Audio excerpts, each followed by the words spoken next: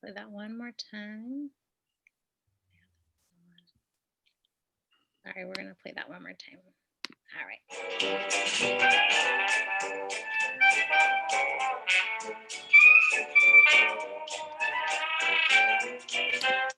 Oops.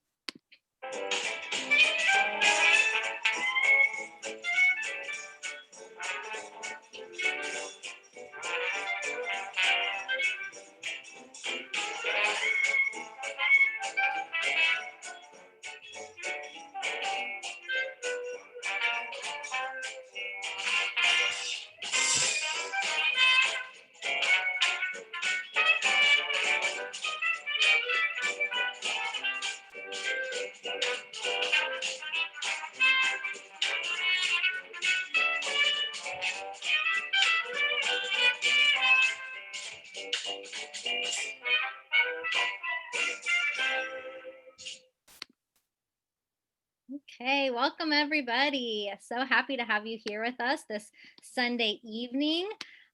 Thank you for joining us. I can't believe that we are at the end of the festival, that this is our last film and our last event.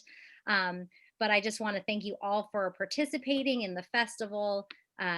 It has been a really special experience, and I hope that you have enjoyed the films as much as I have. We are really lucky to have our special guest here this evening, Stephen Glantz, who is the, I think, head writer and creator of the film Crescendo. So please, we are looking forward to your questions. And what I'm going to ask is that you use the chat feature to write your questions. And when we get to that portion, which will be very soon, we will take your questions that way. So we really want to hear what you guys have to say and questions for Stephen. And I just want to thank you all for supporting the festival. Thank you to our sponsors for their generous support of the festival. And I'm excited to get to know Stephen a little bit more and hear his story of this film. So I'm going to turn it over to Yael Marcus. She is the chair of our committee, and she is going to introduce our speaker this evening. Thank you, Dana, and welcome everyone. I am so very pleased to introduce our speaker, Mr. Stephen Glantz. He is an award-winning screenwriter and an author. His book, Clara's War, was published in the US by HarperCollins, has been translated into 21 languages, and was named a Sophie Brody Honor Book by the American Library Association. His work is international in scope, collaborating with producers and directors in the US, Great Britain, Germany, France, Israel, Poland, the Czech Republic, China. Mr. Glantz has been a working screen and television writer since 1982 and has written or produced over 300 hours of television programming. In the late 1980s, he began to work in long form, writing both feature films and movies for television. For the past 20 years, most of Mr. Glantz's work has focused on race, genocide, politics, and young people in areas of conflict. Crescendo, directed by Dror Zahavi, is his most recent film. It premiered at the Munich Film Festival over the summer and has been shown in approximately 80 film festivals since. Since 2000, he has worked extensively in Germany for Arthur Bronner, Alice Bronner, and their company CCC Filmkunst. Besides Crescendo, CCC has produced 5 of his scripts. Mr. Glantz was a scholar in residence at Brandeis University in 2008 and 2010, and has taught a course, Genocide and the Media, at Williams College. He is on the faculty at Emerson College, where he teaches writing the film adaptation, writing the movie musical, writing the social justice film, and graduate level screenwriting. We are so glad and honored to have Stephen Glantz joining us today. Hello, everybody. Thanks for coming out. So, Stephen, I'm going to start off asking some questions, and then Okay. I would like to invite everyone who's watching to please go to the chat and ask your questions, and I'll see them there, and then I'll pass them on to Stephen. So I noticed that the producer of the film used a team of 7 writers for Crescendo. So what was your role on the team?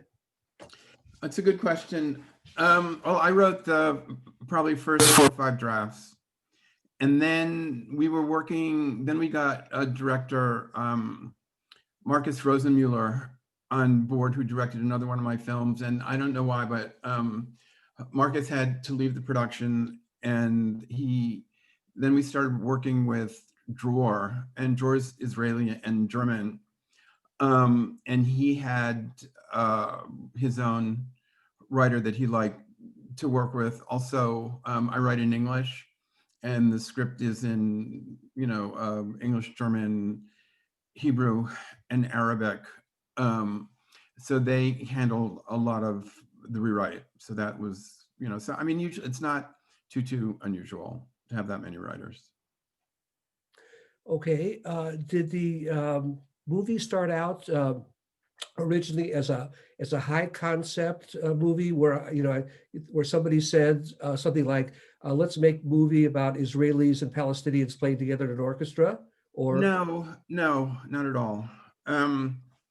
The man who founded the company, Arthur Browner, who passed away last year at 102, was really committed to making Jewish themed films. I mean, he's made over 250 movies in his career. I mean, he's really a giant of European cinema. But he's made 22, Jewish themed films. And we were having lunch one day in Berlin, and he said, I had this idea from the 60s that I've never done anything with. Maybe we should do it now. And so he told me the idea, and it's not based on Daniel Barenboim's West East Divan Orchestra, but it was the West East Divan was playing a lot. And we thought a film sort of about a similar kind of orchestra, but we didn't want to get Daniel Barenboim's rights because the movie would be about him, and we wanted the movie just to really focus almost exclusively on the young people and the musicians. okay, so you answered the other question. So that I wondered, I had forgotten about Barenboim and his orchestra. So there is one of my questions was, is there a real life equivalent of something like this? And there actually is. Well, in the research, of course, I read a lot about the West East, but the stories that we're using were not the stories of any of those musicians. It was the stories that we found on our own. Like, it's not based on fact, but pretty much everything happened to somebody in the film. They're based on real people, real lives. Oh, so it is based on real. So it wasn't just a movie that you wrote from your head. Based No, on not at all. Oh, so okay. So let me. Well, it's hard to make up stuff when what happens in real life is usually so much more honest and real than you can make up. So, I don't know how many dozens and dozens of people I interviewed and talked to on both sides of the conflict. Oh, so it started off with a lot of interviews by you of Palestinians and Israelis. Mm-hmm. And did you interview musicians specifically? Some musicians, but just a lot, like anybody I could get my hands on. Okay. And also Mr. Browner's family, part of it lives in Germany, part of it lives in Israel, and there were certain stories that and certain characters that he wanted to put in the movie. He was a great producer to work with. He had, was very good with scripts and wonderful ideas, and he just loved the movies. He just loved them. Great. Okay, here's a question from someone who's watching. why were the teams separated at the airport? Oh, at the end? Because the tensions were so high after Omar's death that they had to keep them apart.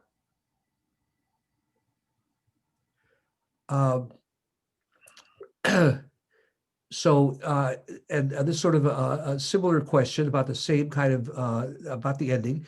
Towards the end of the film, there was a scene where the whole group was arguing and fighting like they fought at the beginning. Was it ever considered to end the story at that point? Was not having a main character die ever a consideration? Never. Okay. It was always a question of who and how many. And that, I mean, the ending was really, well, crazy in that it was really hard to figure out how we wanted to end it. It's like every ending had some positive aspects. A lot of them, had like, what did we want people to walk out of the movie theater feeling, and what was the last image? And so we wanted it to be sort of a little bit, at least hopeful. Okay. I'm going to go to, a little bit to, while I'm waiting for some more questions, I'm going to go to your career. As Yael mentioned, you had a very long and successful career writing for Hollywood movies and TV series, and then you joined this German company in 2000. How did that happen? How did you? Well, I'd lived in LA for 18 years, and my ex-wife and I were moving back. I was working in Germany. Okay, well, how did I get to Germany? I worked for a Czech director named Ivan Passer. It was like my first job on a film back in New York, and he was doing a movie with Carol O'Connor and Ernest Borgnine. And I was doing the set publicity. It was like my very, very first film job. I was just right out of college. And Ivan and I became friends, and he moved to, when I moved to LA in like 1982, and he was already there, and he was the dean of the graduate film school at USC. And we'd been wanting to work together, and he directed one of my TV movies. And then there's a big argument with the network about cutting a scene. So I wrote the head of the network, and I wrote the head of GE, who owned NBC. And I got into a lot of trouble. And I think Ivan felt, really guilty. So anyway, he was doing a movie with Mr. Browner about the golem. It was sort of a science fiction interpretation of the golem. And so I wrote it, and then he and Browner had a falling out, and I just stayed working for Arthur Browner on and off for many years. So what did you actually? So you actually started working for Arthur before 2000? I think the first draft was 1999, maybe. I mean, it's about all those years sort of rushed together. So okay, let me. Another question from the audience. I'm going to. Someone asked, were different endings contemplated? I think you answered that one already. Most of these films end in a kumbaya feeling. In other words, that there is so much hope that young Jews and Arabs can get along if they just have a chance to get to know each other. That was not necessarily the end for this film. Was the intent to be hopeful or realistic, or both? Both. I mean, on the ground, well, I'm sure Israel's a really crazy country. But the one thing I really love about it is that people can still argue about politics. And we, if you're not hopeful, I mean, there's sort of no point in making these kinds of movies and reinforcing like all our worst fears. I'm not that much of a masochist or a sadist to kind of want to inflict a story on people that is not hopeful. I mean, the whole purpose of these groups, and there are very many of them, And, you know, there've been, I mean, there's a great film that a friend of mine, Diane Nabatoff, produced called Dancing in Jaffa, about Israeli and Palestinian kids who got to know each other, you know, through ballroom dancing. And there are a lot of great groups like Seeds of Peace, you know, which brings kids together. And so I, you know, it's just important to tell these kinds of stories. So what do you personally see as a solution if you were in charge in Israel? Would you like to pursue this topic in your work? I'm not even going to answer the question. It's, you know, it's sort of, my politics are irrelevant, and I'm just a guy living up in the mountains in Western Massachusetts. So we'll just avoid that question. So let's go back to the ending again. You mentioned that there's several different endings that were contemplated. What were the other endings that were contemplated? There, I don't know if I even want to get into this, but you know, when we started working on the project in 2011, I think there were many more bombings than there have been in the last few years. And what we were thinking of doing is having like a third party, you know, sort of plan some kind of bombing that went off at the wrong time, with the idea that they wanted to undermine any kind of peace talks between the Palestinians and Israeli. The original script was set in Yalta. That's where the peace conference was going to be, because of Churchill, Stalin, and Roosevelt. And I don't know, we really wanted to shoot it there, but then we couldn't because the Russians invaded the Crimea. And over time, the politics became less and less important.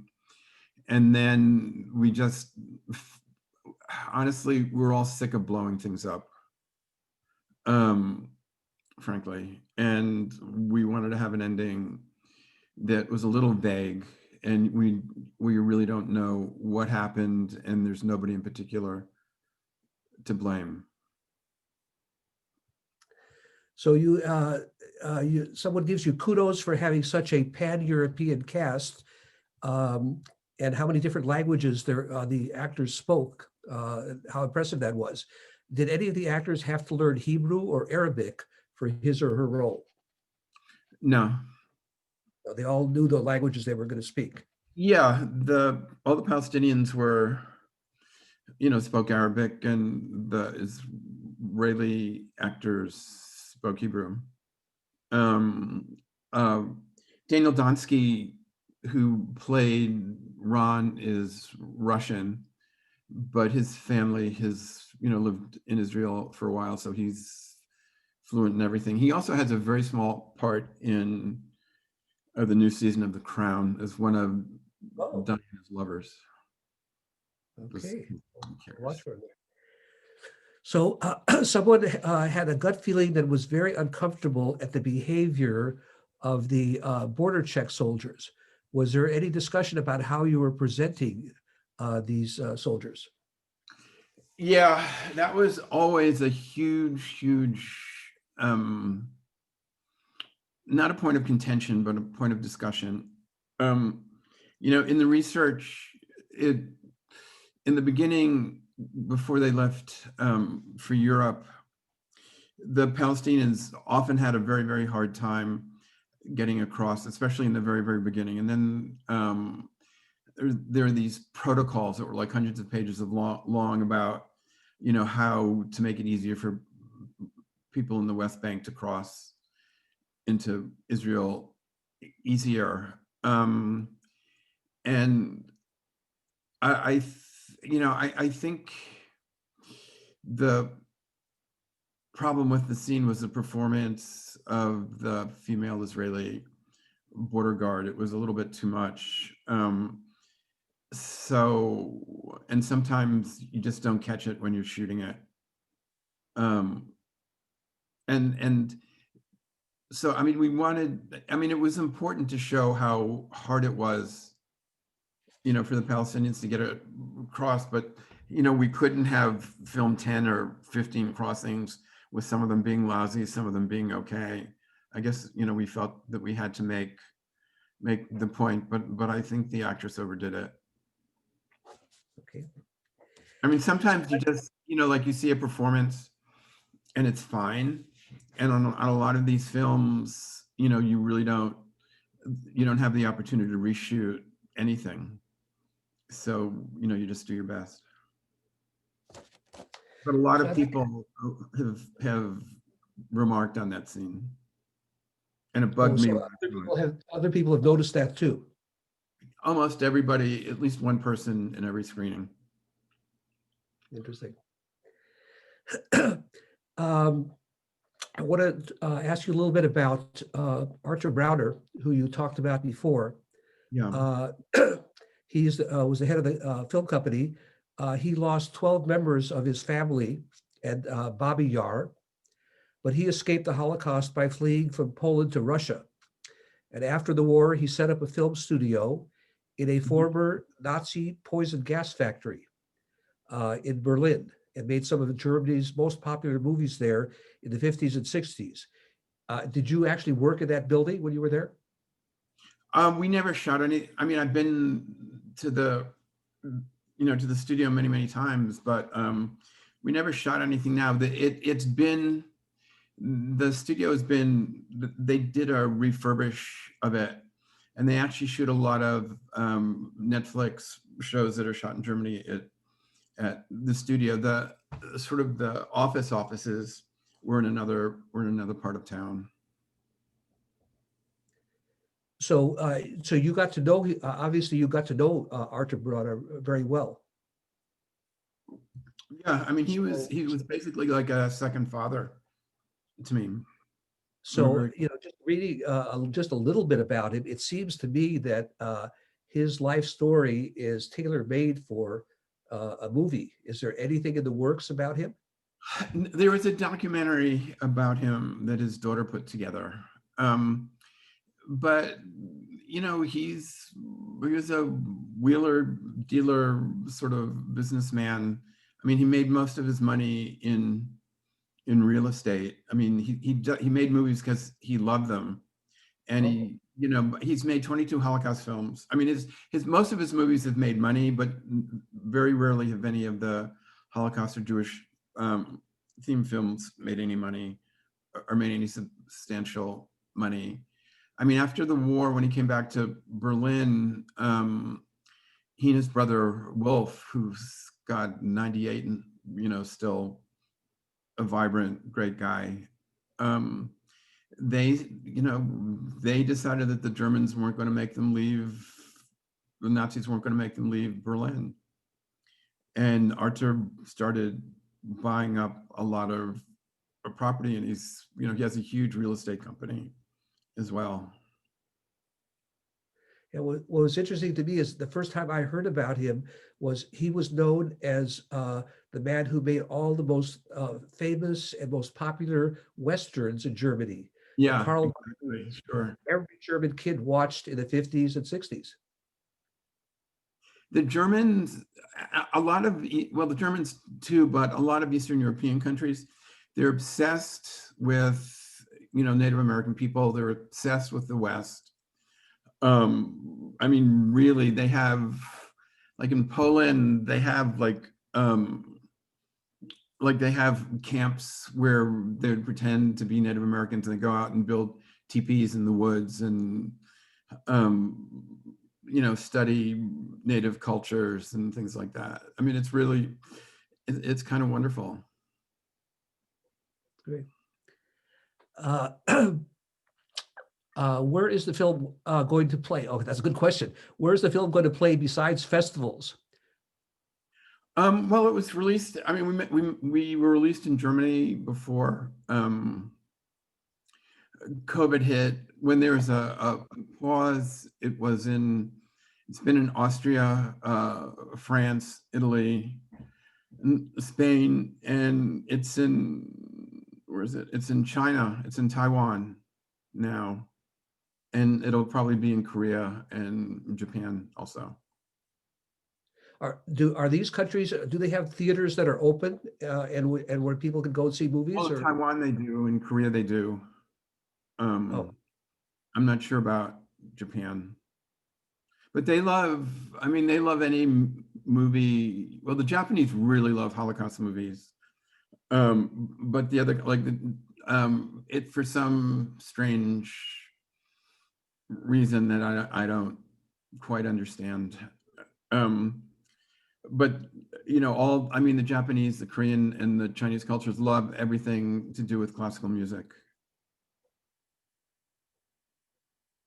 So what film project are you working on now? Well, I'm working on a few things. One is that we might do that Golem movie that was never shot, like back in 2000.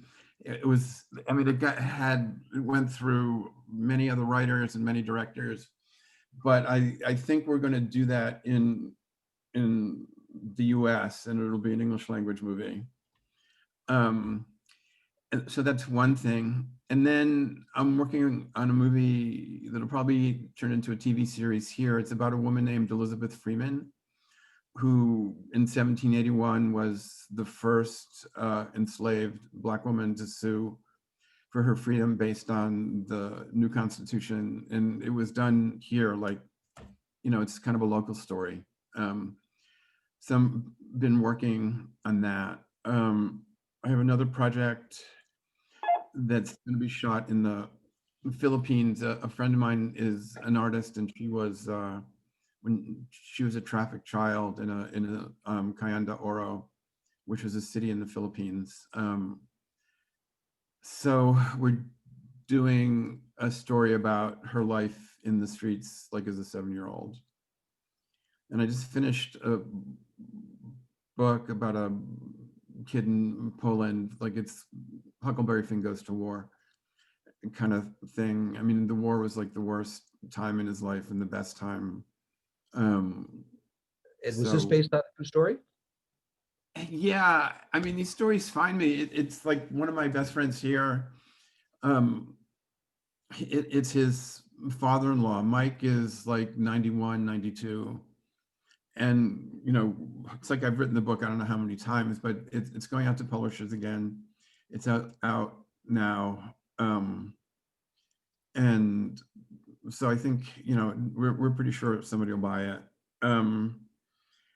And then I have another project about a woman who owns an art house movie theater in Providence, Rhode Island, where I grew up in the 50s. And because she shows Italian, you know, neo-realist movies, everybody thinks that she's a communist, of course.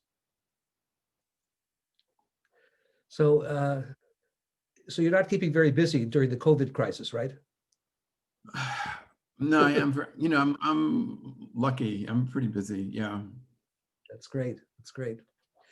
Well, I have two, like my son is 18 and my daughter's like 21. They're both in school, so I can't stop writing. The tuition. So yeah. Before we say goodbye, let me ask you a question about what in general, I think we've got some idea, what is your, at this point in your life, other than paying for the tuition, in terms of your career and your writing, you're focused on now on Jewish themes and Holocaust themes. Is that Arthur Browners and his company mostly, or is that also you? You know, it's like every time we do one of these movies, we swear we'll never do another one because they're too hard and they take so much out of you emotionally. And then, you know, we hear a story and we look at each other and, you know, go, well, here we go again.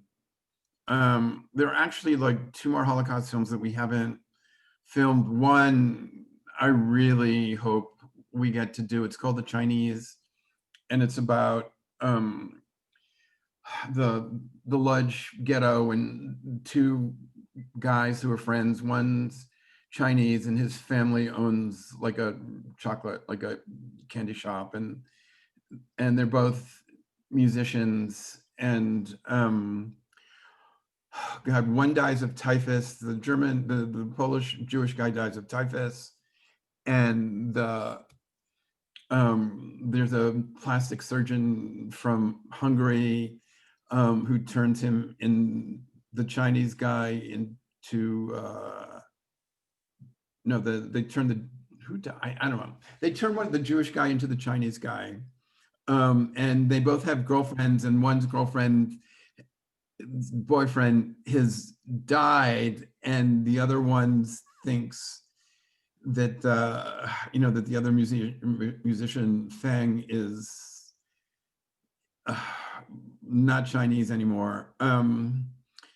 And there's a little girl who's 13, and she sings with them in the streets, and there's a three-legged dog, and I don't know. I mean, it's really crazy. But I mean, and originally it was done, we were doing it, that the music that they performed in the streets was all opera. And we picked music from, I don't know, different operas that would sort of be apropos for the scene that they were doing. And then, I mean, there's so much great protest music from the Lodz Ghetto that we wanted to use that. So we don't know what, I mean, if it ever gets done, I'm not sure what we're going to do about the music. But I mean, Crescendo, Wunderkinder, Auf das Leben, and, the Chinese, it's like, I like writing about kids and music. I think it's kind of been a theme for me the last like 5 or 10 years. Well, we'll look forward to seeing that. Grown-up adults Stephen, are so uninteresting now. Yeah. Pardon me? Pardon me, say that again? I said adults are so uninteresting to me to write about now. Much rather write about kids.